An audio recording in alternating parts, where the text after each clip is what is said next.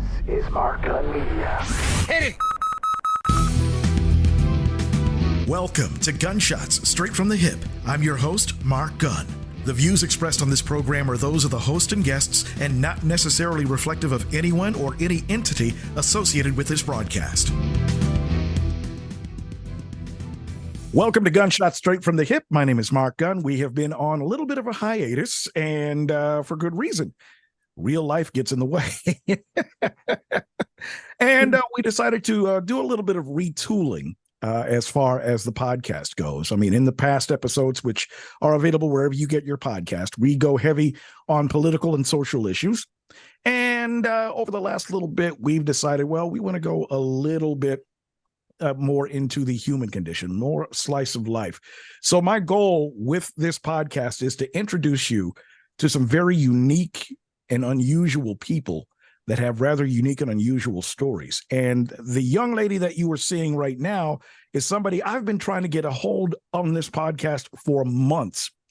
And when it comes to the subject of transracial adoptions, people hear that and they go, but typically people just simply don't know the facts. For instance, transracial adoption in this country is not as prevalent as a lot of people would think.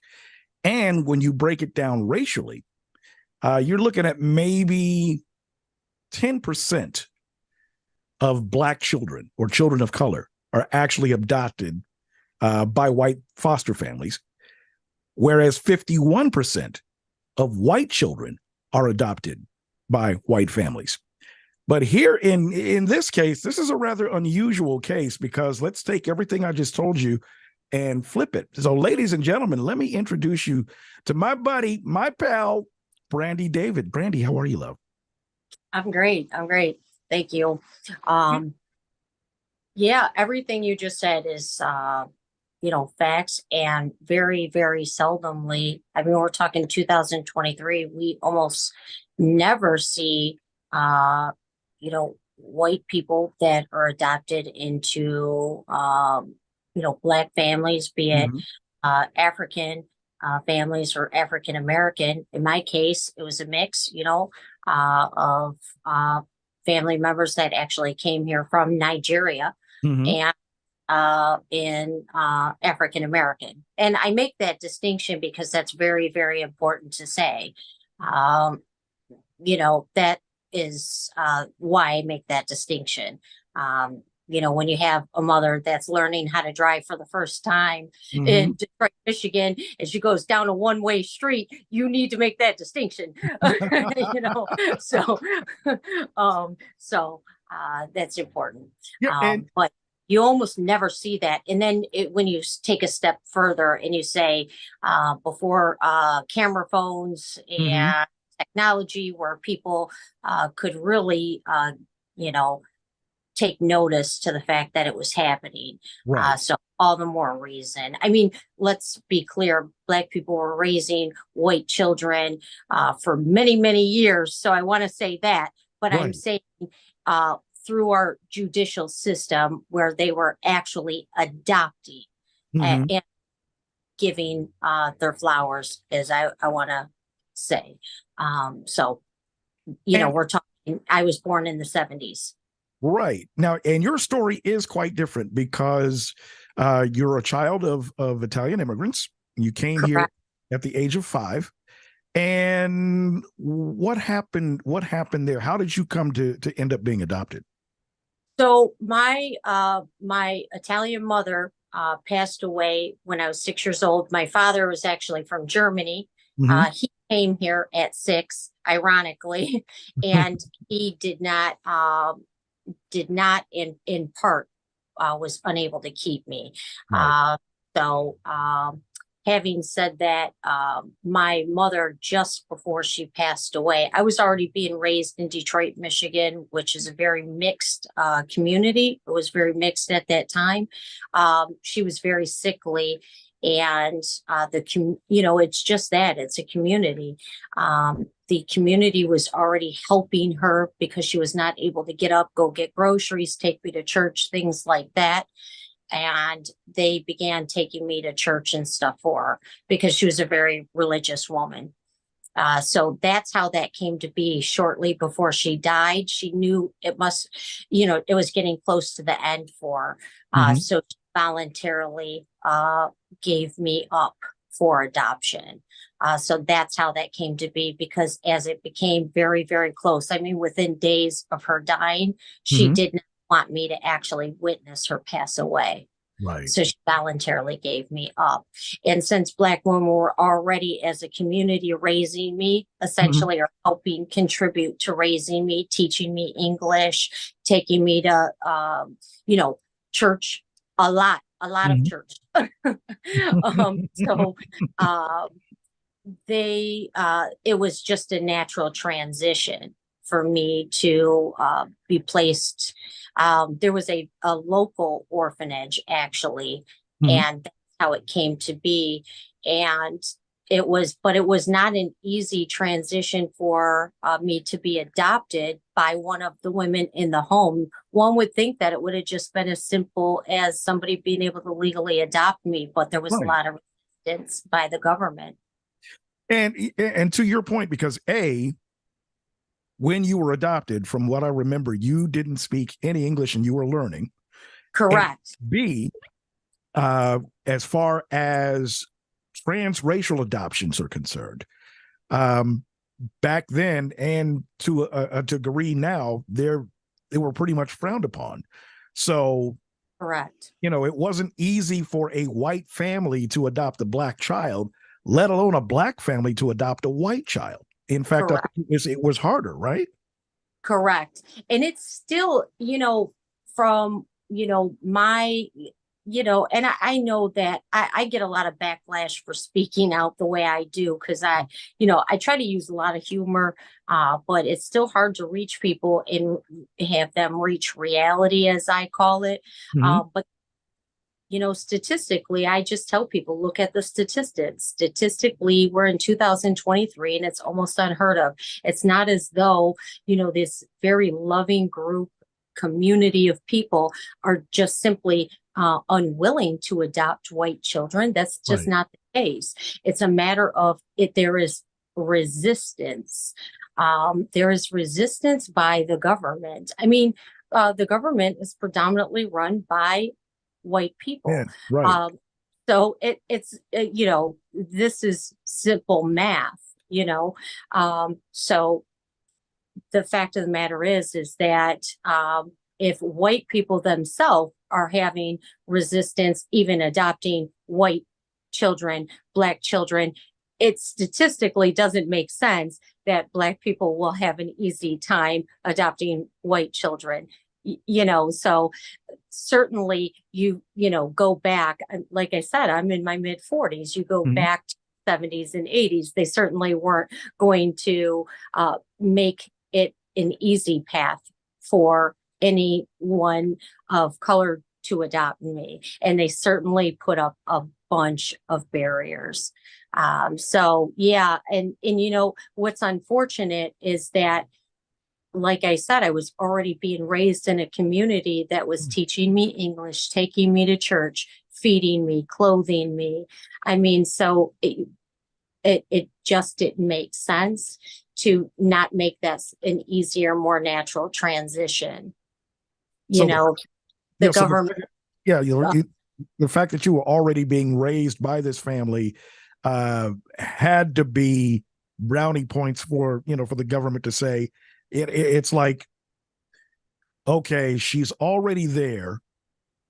And even though we don't want this to happen, even though it's, we frown upon this, it doesn't make sense to not let this adoption take place. Correct. So that's why I speak out against racism. That's why I ask people to listen and say, I'm telling you as a white person that there is very clear racism happening in our country, happening in our government. It doesn't, I didn't wake up one day and say, let me tell you this whole fabricated story. And where's the benefit for me? I could have easily stayed silent and had all of the full benefit of being a white person, Right. clearly. You know what I'm saying? And I certainly, there's there are all these privileges, if you will, of being white. And Mhm. I'm saying that Black people are being discriminated against, and other marginalized groups that are people of color, and that includes what I witnessed on some level of pockets of our community that were Asian and Pacific Islanders. There weren't as many, but certainly we had little towns within Detroit called like Little Asian, things like that you would befriend and whatnot. But for me, what I can speak to firsthand, having, been raised until 16 by an all Black family, all Black church, that I reaped the most reward Mhm. when be sent to a better school system than my sisters. Like there was always, we'll do better by her. And there Right. wasn't a justifiable reason for it, because certainly I wasn't the smartest I wasn't showing like leaps and bounds ahead in school or anything like that. I wasn't like coming home with homework that was saying like, whoa, this one's going to be gifted. If anything, it was actually my sister Shamika was like, she even had, like, I always joke and say she had a smart walk, and we'd be like, oh God, here she comes again with the books in front of her doing the bounce, like, it was freaky. She was so smart. We were like, she's going to be president at like 10, you know? So there was clear racism, like the fact that there was just such resistance, the Mhm. fact that they, like my mama Charisse, who you hear me constantly teasing on Right. TikTok and constantly doing impressions of and stuff. The fact that there was never a legal adoption, there was just, they kept me in a small orphanage or children's home. Mhm. And she was my mama, but unofficially. That is really troublesome that there was never a legal adoption. Let me, yeah, let me, So yeah, let me ask about that. So, for all intents and purposes, your mother had custody of you. I technically was so I kept getting shuffled around in different, homes. First, I started out in a large, they kept trying to place me with distant relatives that I had never met, like trying to locate them. So when you Right. get placed in the system, what they'll do is they'll send out letters to any random person they think you might be related to, Mhm. um, and see if they want you. And there's the problem. It really displays racism. If they think you might be like a 12th cousin twice removed, they'll Right. send out relatives so they can skin match you with that white person, because anything to make sure that a white person is adopting this white child. And so that happened just for years. All the while, my, like Mama Charisse and Daddy James were going through all the legal steps to adopt me. Mhm. They jumped through hoop after hoop after hoop. And keep in mind that they're both went to Division I schools. We're Right. talking educated, that to this day work for the system. Oh, okay. Okay. Once again, we are talking with Brandy David, who is a friend of mine from TikTok, talking about transracial adoptions. Hers is a case that is one of the most unusual because typically when you talk about the issue of transracial adoption, it's usually white families adopting Black children. But this was a case where it was the other way around. And growing up, you said you were with the family until 16. What was Yep. growing up like? Because I know one of the big issues when it comes to this type of thing is being culturally aware. You coming from an Italian family, being raised in a Black household, um, what was that like in your formative years? Um, so honestly, up until 6, I already had a lot of exposure to, like, all my friends were really Black. Detroit, like I said, is you're already kind of part of the community. And Right. my mother had already sent me. I mean, I was going to First Baptist Church of Detroit, which is Mhm. kind of unusual for an Italian woman to send you to, you know, a Baptist church. Right. So I really had a lot of exposure already. And then, um, honestly, I like when I, joke and brag about like I was so love so good that I didn't notice I was white. Clearly, I noticed, Mhm. but I was being treated very much like everyone else. I mean, the discipline was really the same. I mean, we would do crazy things like try to sneak and put my hair in braids and stuff. And I did, I mean, crazy. Like it would take like a week to get hair grease out of my hair Oh, because Lord. clearly not my, I mean, like a week. We would just have to keep washing it and keep washing it. But then there would be other things like, um, I had to get lotioned up differently because like when I go outside, if we didn't put like a ton, like, I mean, my mama would go overboard and put so much lotion on me. I looked like I had some kind of weird disease. So, because clearly they never had a white child. So I would Right. Right. literally, I went outside, like nobody wanted to play with me because they looked at me like I literally looked like I had like a sheet of lotion on me. So Oh, I just no. like stay away from the white child. Like she's Right. got something.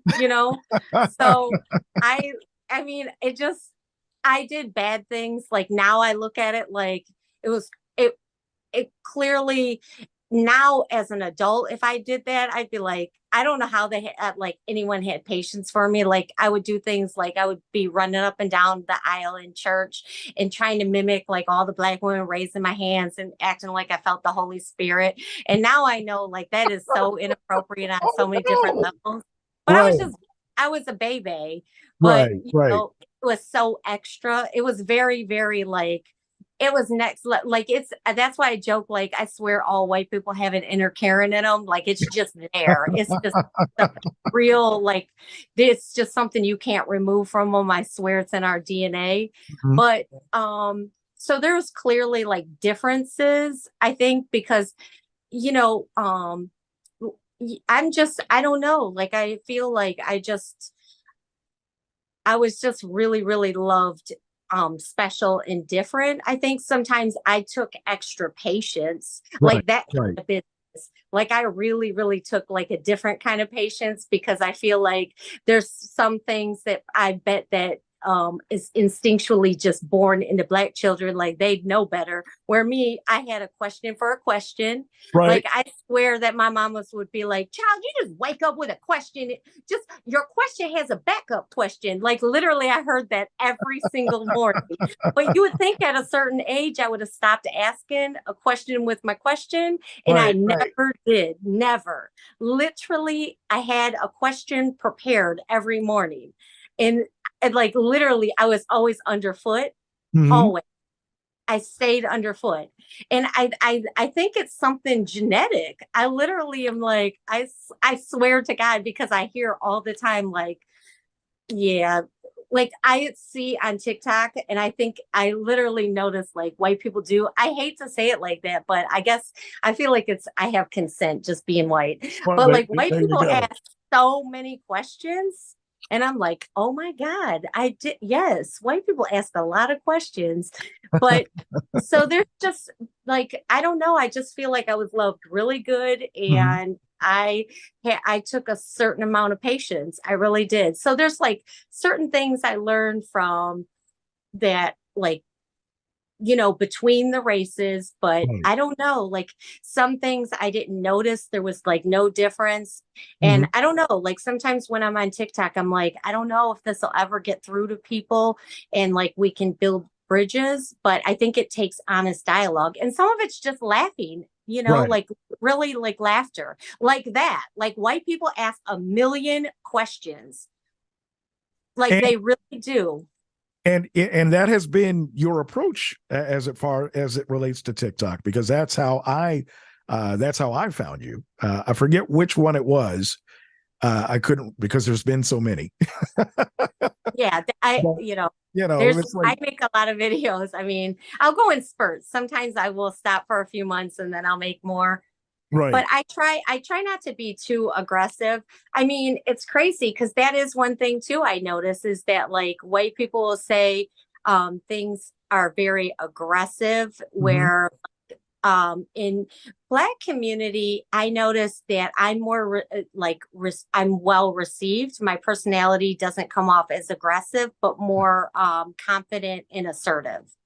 I'll tell you what, we're going to take a quick break, and we've got Okay. Brandy David. We're talking about transracial adoptions, gunshots straight from the hip. More right after this. This is Mark Gun Media. Hit it!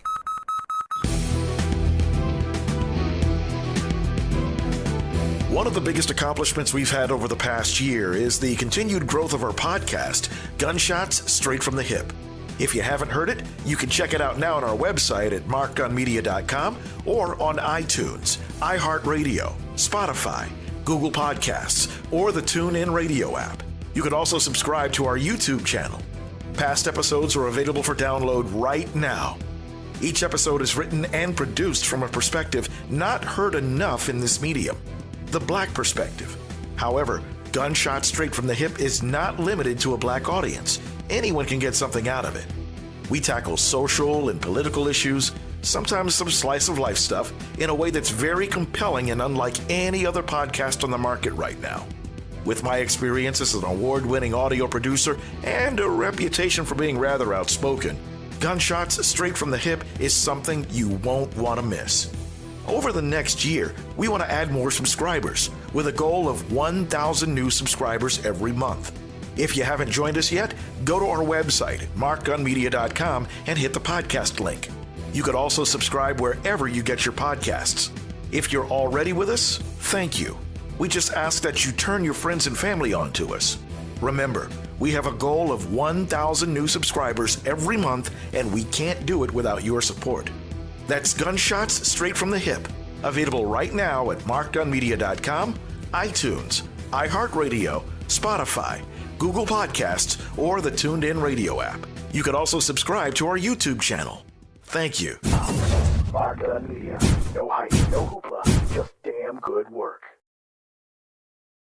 Welcome back to Gunshots Straight from the Hip. My name is Mark Gunn, and we are talking about transracial adoptions with my guest, Brandy David. You can find, where can they find you on TikTok, Brandy? It's Brandy with a Y, David 88. Hey, Brandy David 88 on TikTok. We're talking about transracial adoptions in the fact that Brandy is one of the few white children that was adopted by a Black family. Now, we talked about some of your formative years, and you said that you were with your family to the age of 16, right? Yes. So from 6 to 16, because the first 6 years was with my Italian family. My mom died when I was 6. Right. So. And so you're growing up in this family, you're getting to adulthood. What was that like for you? So I always tell people, I feel really blessed. I mean, there were experiences that were, I don't touch on it a whole lot because I feel like I believe in manifestation. So if you spend a lot of time speaking negative into the universe, you'll attract more of it. But I also believe that it's educational for those that have had troubles in their childhood. So I also honor that and try to teach kids that it's not where you've come from, it's where you're going. So I did have to have like visits with some distant biological relatives and things like that because I still was, for all intents and purposes, property of the government. So when I went on visits and different things, I've spoken about that where I did get, unfortunately abused.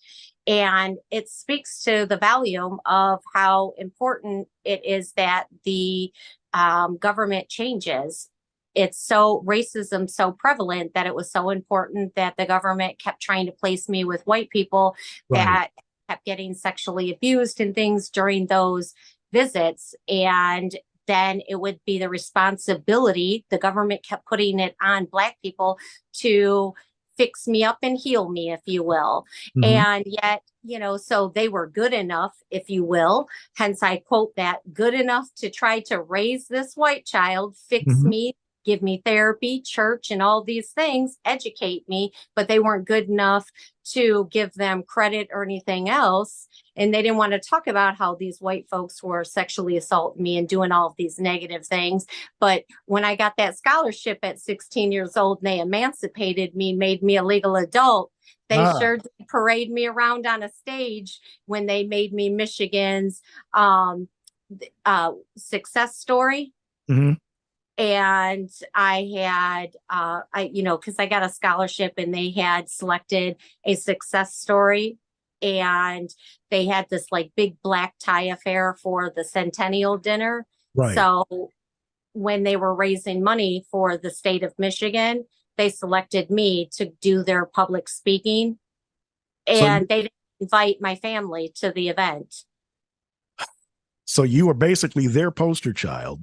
Correct. And And so I speak to it in one of my videos, and I turned down the dinner, but they still used my story. Mm-hmm. So they quite literally showed a video of me flashing a bunch of photos and stuff. So I thought that was highly disrespectful to my family, because they only got one ticket for me and not my mother's or anyone, like my sister's, nobody. So they didn't. And I was like, no, of course I'm not going to attend.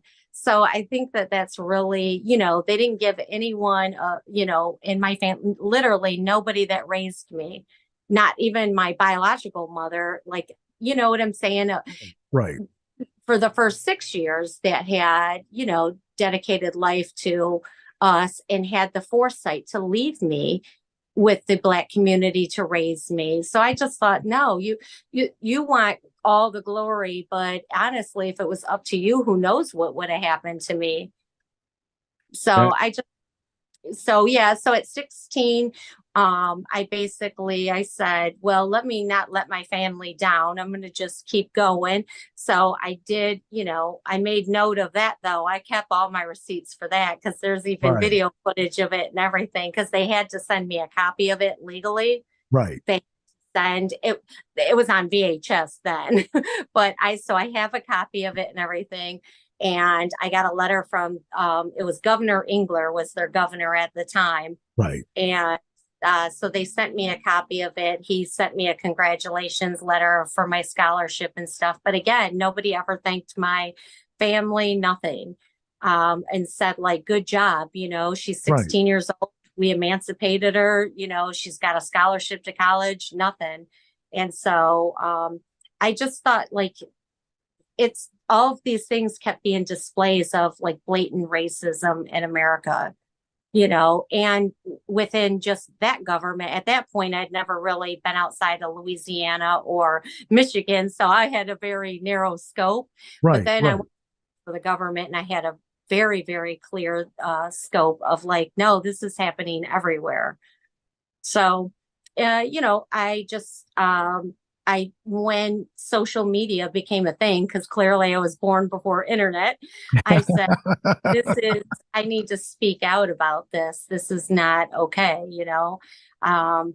It's just that it's just not okay, especially being the mother of a person of color. I said, no, I want more for my child than this. And speaking of which, because I know for a lot of people on social media, they tend to try to find their niche. Yours, it just seems like was already carved out for you. But how did you get to the approach to where you found humor to be the best way to get your message across? I mean, were you somebody that was always funny, or did you find you're funny, or how did that whole process evolve? I was always the funny one as a child, and I think that also kind of saved me a lot when I was little, because I was always working someone's nerves. And I think that like my family's always funny. I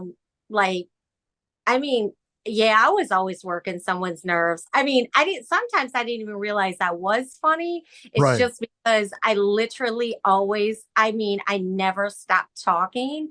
And sometimes like I heard like, child, you don't know when to stop. And it's because I didn't actually know when to stop. And like when I say like I do all these impressions about how it's like, child, you about to meet Jesus. I really think a couple times maybe I flatlined and I met Jesus. I might have.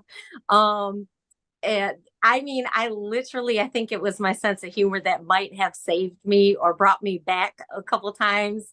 Yeah, because I honestly, I might not actually be white. I think I might have just got the color scared right out of me because I was that bad. I mean, really, I was just a whole mess as a child.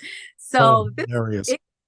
I mean, I'm still waiting for my soul to be FedEx to me because I'm not even kidding. Like my whole pulse, I'm just waiting for it to arrive because I was that bad. No, I always tried to be silly and like I lighten things up a lot because that's a lot of females in one house. I mean, 5 sisters, and then there was just acting like a maniac, and so. Yeah, I just found humor to just, deal with things. And it took me a long time, if I'm being honest, because I had 6 biological siblings. And when my mother died, I was one of those people that disconnected from it. Yeah. I couldn't quite cope. So I think my way of coping was through humor. So I think I just learned early on to use humor as a coping mechanism. Now, have you connected with your biological siblings? Yes. I even use humor with that too, and kind of joke that,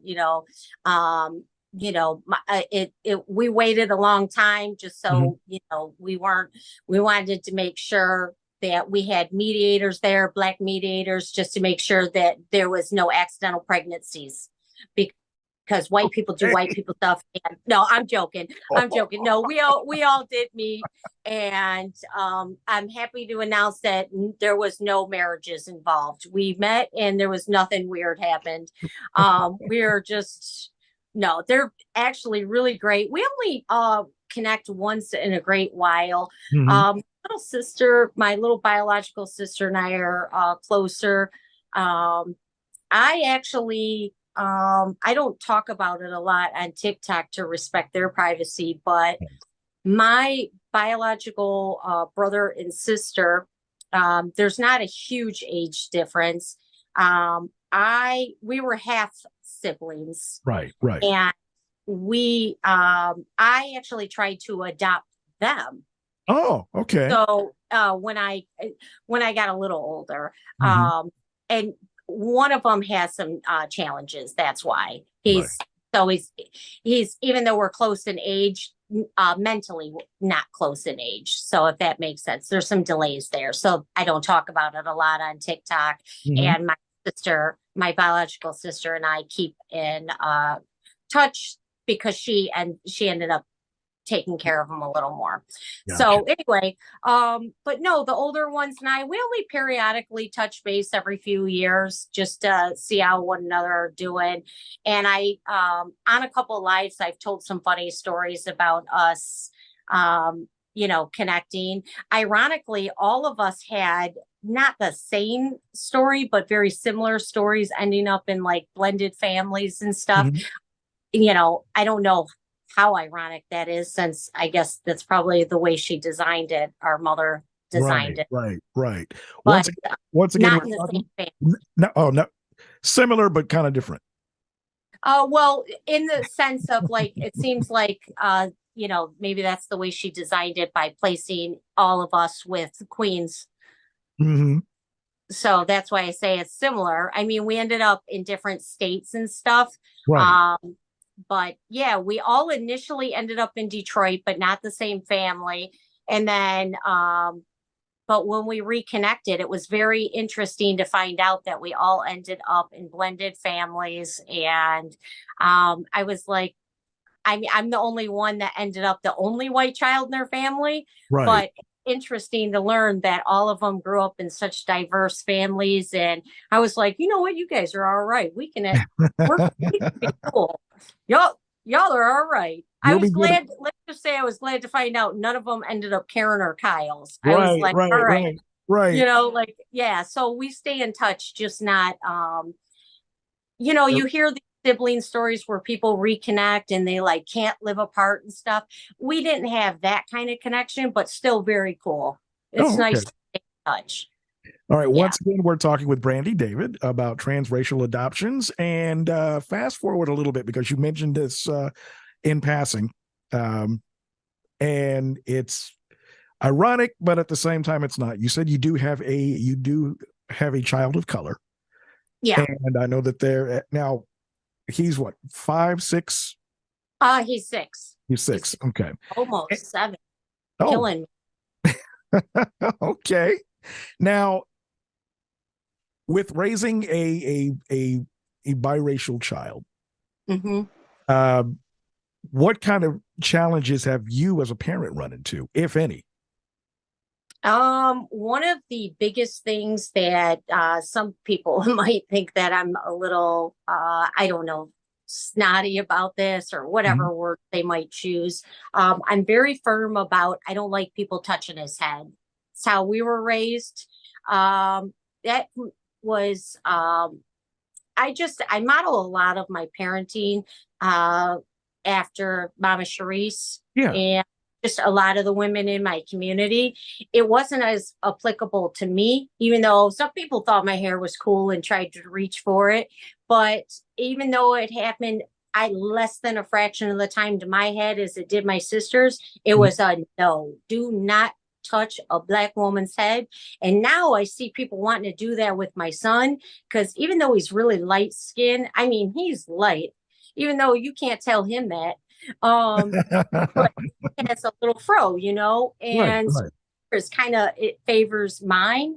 But I started setting those boundaries with him as a baby that I didn't, because it's strange. More adults do it than children, but I knew he would go to school with a lot of Caucasian kids in the daycare that he was going to go to. So I said, he came home one day, I picked him up from school daycare at the time, and he was crying because he's firm about his boundaries.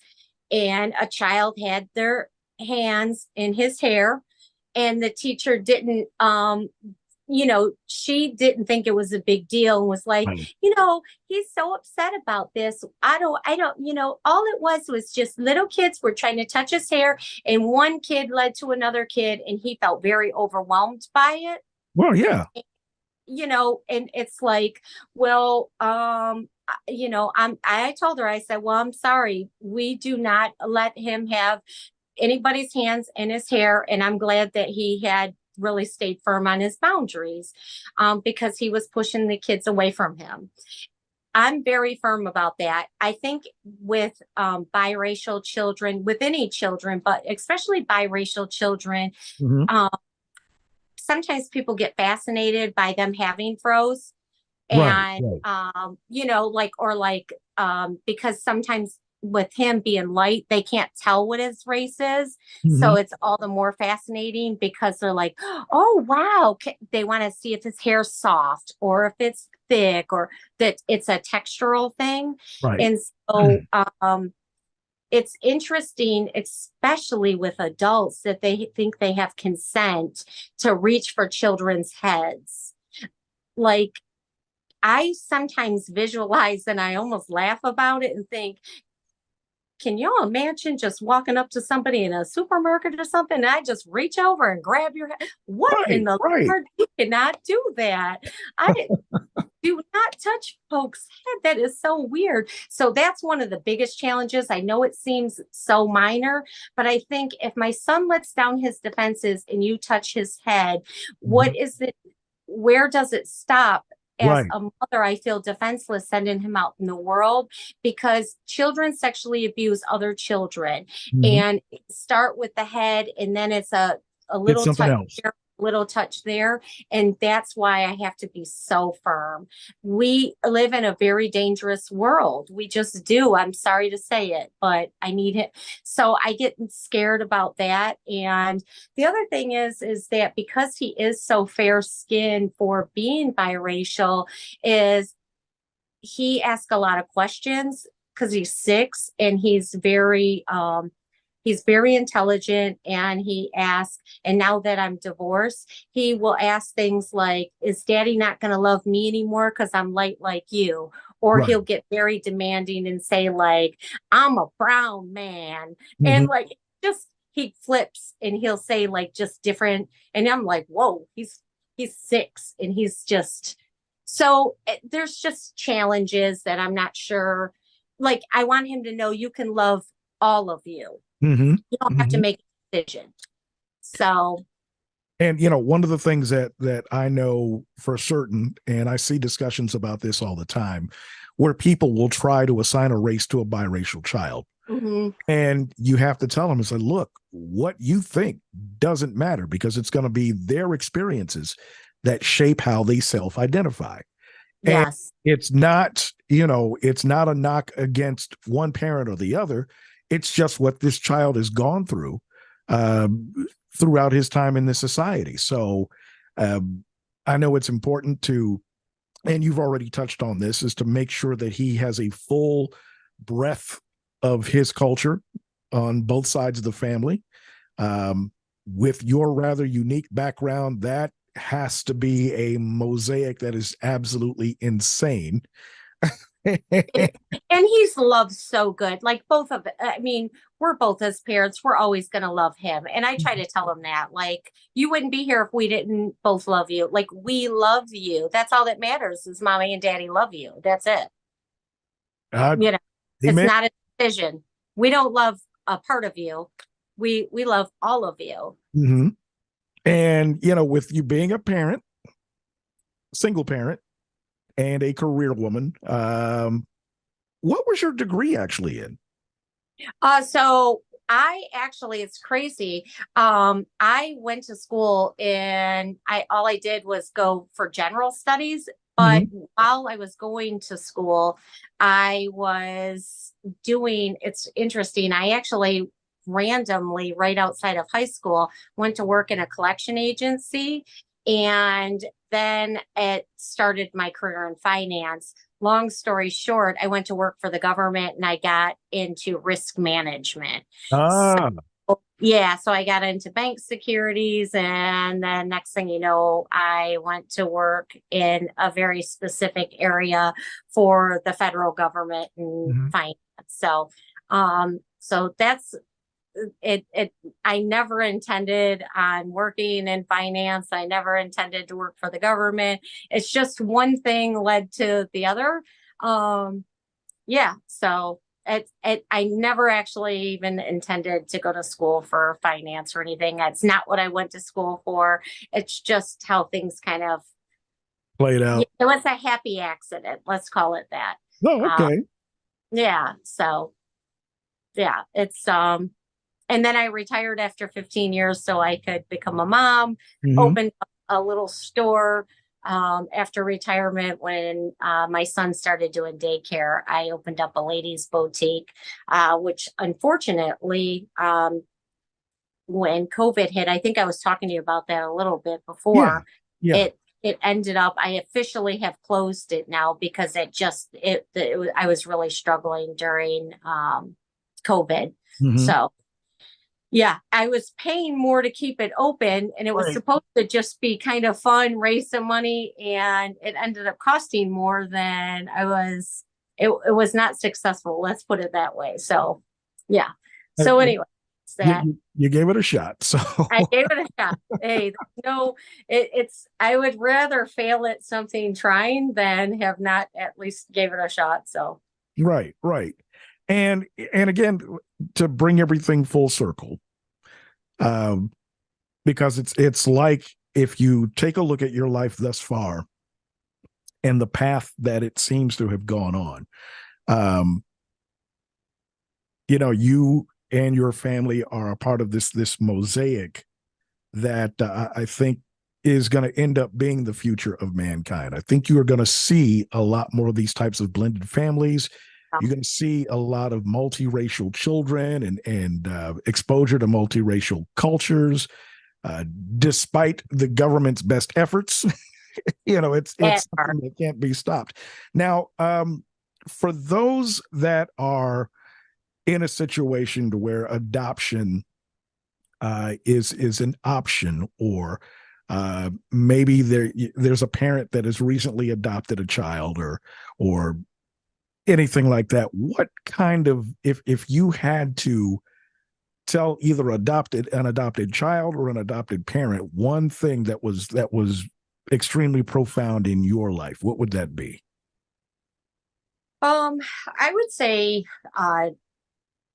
you know, don't ever give up. Even if it seems like everything's against you, like Mama Sharice and I, and Daddy James, one thing that has been just so incredible about our story, our journey, is that, there was quite literally a time where, my mama lost her job while taking all of the appropriate steps, um, fighting for adoption of me. And are today, we're telling our story, and we're not all of it is my story to tell. And that's why I make it a point to not tell every part of it, because I don't want to be centered. That's, because that's something that unfortunately white people tend to do, and that's not right. So I don't want to be centered. And it's important that my mama and daddy get their, finally get their opportunity to be lifted up. But I will say that don't ever give up. And a piece of paper doesn't make you family. And that's one thing that this government will never have over us. We have always been family. That is my mama. You'll see actually one of the last comments that she made in one of my goofy videos. She already put it as she put in those comments. She is mine. That's right. That's my mama. And I am her child. No piece of paper. So if you have, if you feel in your heart that somebody is your parent or your child, vice versa, whatever the situation is, then in there, go through the appropriate steps. And at some point they age out. I don't, there's that, at the end of the day, I mean, it's unfortunate that, like in my case, and again, I just am using this as an example. I don't want to, I'm not intentionally trying to center myself, but it's for a point. It's unfortunate that the system would have rather put me out on my own and made me a legal adult at 16 years old than had me in a family setting.